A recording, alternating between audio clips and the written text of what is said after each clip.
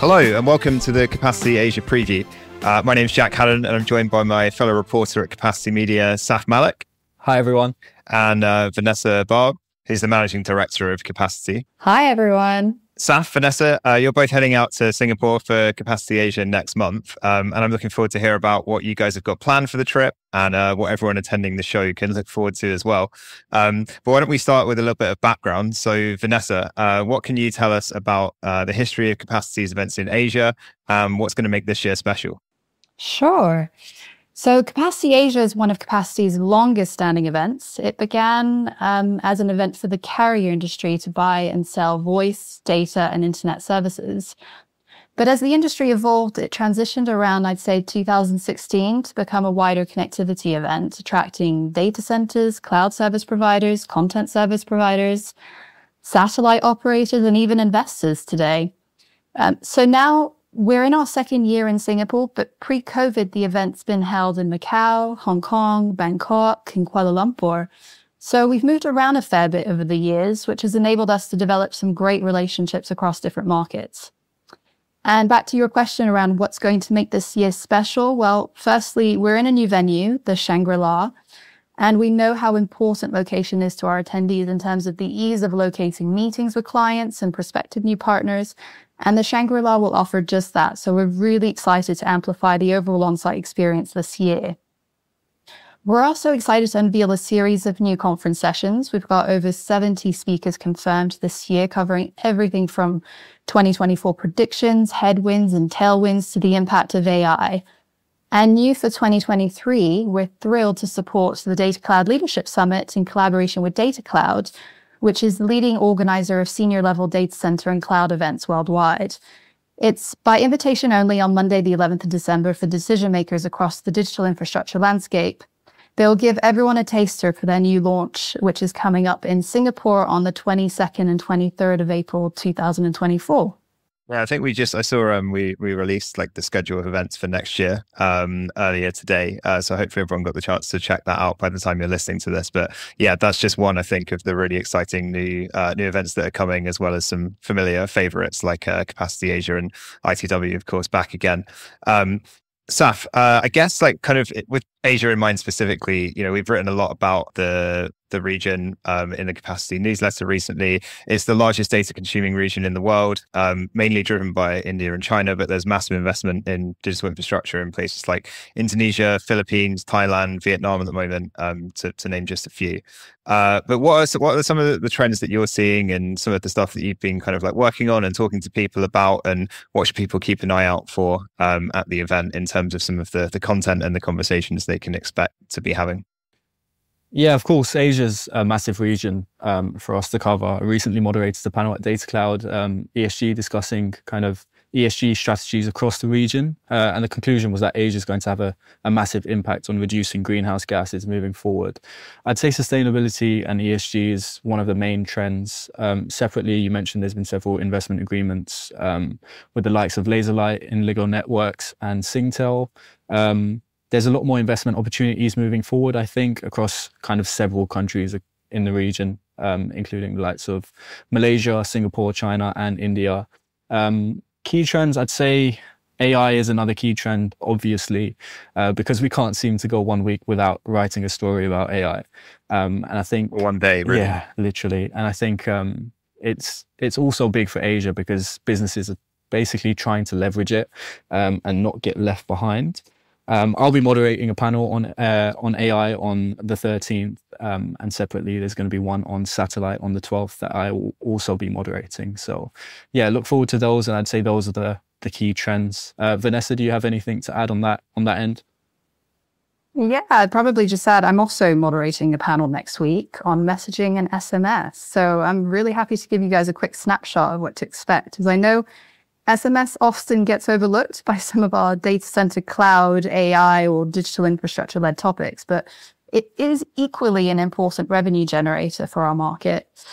We actually had our panel rehearsal last week with my fabulous speakers, Fabrizio from Horizon, John from Telin, and Ilya from Mavenir. And some of the discussion points highlighted were along the lines of AI and bots in supporting growth, of course, AI, pricing and the role regulation plays in managing pricing strategies, as well as Apple's recent announcement on pledging to support RCS messaging and the influence that this could actually have on A2P. So if you want to find out more, join us in the conference room on Wednesday at 3:30. Yeah, Capacity Asia isn't just about the content, although I'm sure those panels that you guys are moderating will be awesome. There's a lot of stuff happening at the show outside of that as well. So Vanessa, what are some of the opportunities for people who might be joining for the first time, to meet with their old friends or new faces at Shangri-La? So the content's really important with Capacity Asia, but everyone also sometimes forgets that Capacity Asia is primarily an event that facilitates meetings and connections. That's really what people go to the event for. We're actually kickstarting this year with an evening reception on Monday, the 11th of December, which is kindly sponsored by China Unicom from 6:30. And the following evening, a reception sponsored by China Telecom, and then the closing drinks reception on Wednesday, sponsored by NTT Data. If that's not enough, then we also have CTRLS data centers are sponsoring a happy hour drinks on Tuesday at 4. So hopefully plenty of opportunities for informal catch-ups with friends that are old and new. There are also around, I'd say, 50 meeting spaces booked by regional and international companies, as well as around 29 exhibitors showcasing their latest services and products. So if you're joining the event, I highly recommend setting up your profile on the event meeting app Swapcard so you can pre-arrange meetings, as diaries are really filling up now. Yeah, I'm sure. I know, we were just at Capacity Europe a couple of months ago, and it was getting to the point where there was more people that I wanted to meet, but I was like, I literally don't have the time for this. So Swapcard's definitely a good way of filling in those last spaces if you haven't jumped on there already. Exactly. Yeah. So speaking of, I think you can view the full attendee list now on Swapcard, or you will be able to by the time everyone's listening to this. But here are some of the key names that we've got joining us at the event this year. So this is a tough question. There's always too many people to name, and this feels a bit like the Oscars, when someone gives an acceptance speech and you forget to name an important figure. But I think everyone on site is key to the industry. That's always my take. So if we look on the carrier and the telco side, we've got China Unicom, NTT Data, China Mobile International, China Telecom, Telstra, Colt, Deutsche Telekom, Orange Wholesale, Airtel, Tata Communications, Verizon Partner Solutions, PCW Global, HGC, Telin, eAnd, amongst others. List does go on. Take a breath, Vanessa. I know. We also have a lot of satellite operators joining us this year, which is quite exciting, including OneWeb, SES, Rivada Space Networks, Pacific Broadband Satellites. And then from the data center side, we've got CTRLS, which I mentioned earlier, Digital Realty, Equinix, ST Telemedia Global Data Center Services, Iron Mountain, HK Colo, and more. So quite a big group actually emerging as well from the data center space. And then I'm really excited actually about some of the content and cloud service providers that are joining us this year. So we've got Netflix, AWS, Console Connect, Microsoft, Alibaba Cloud, Cloudflare, Google, Tencent, TikTok, and Akamai. So there are more to add to this list, but there are over 300 companies joining us this year. So I think it'll take me a bit longer than a couple minutes to share that with you both. But yeah, really big apologies as well if I haven't mentioned your organization.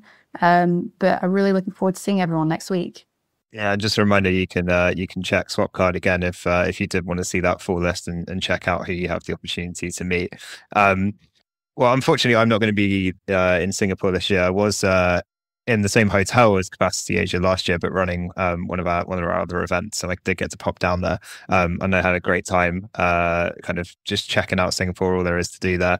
What are you guys going to be getting up to while you're there? Saf, you've got some time off, right? Afterwards, because I'm going to be picking up on your news. So, what are you going to be getting up to while I'm back in London working? Yeah, so I've got a couple of days that I'm spending extra there because I've never been to Singapore. I actually had a trip to Thailand and I planned to go to Singapore, and this was before COVID, but it got cancelled.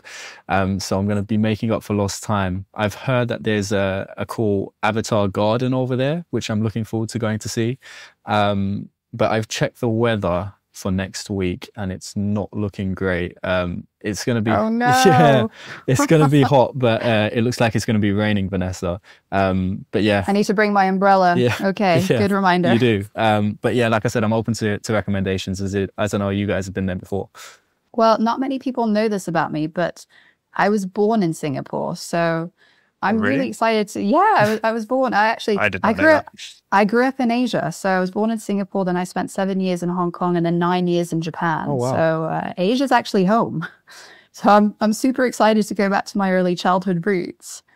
I'm also a huge foodie, and Singapore has so many amazing restaurants. So one thing I absolutely love out there is the soft shell crab. And then I always visit Ding Tai Fung as well. Dim sums are definitely on the list of foods I'm going to be eating when I'm out there. Yeah, loads of great restaurants. I think like the hawker markets as well is like awesome, just in terms of like getting loads of like really cool street food, really good vibe there. I think most of them are covered as well, right? If it is raining. So Saf, you should definitely check those out. They're great. Will do.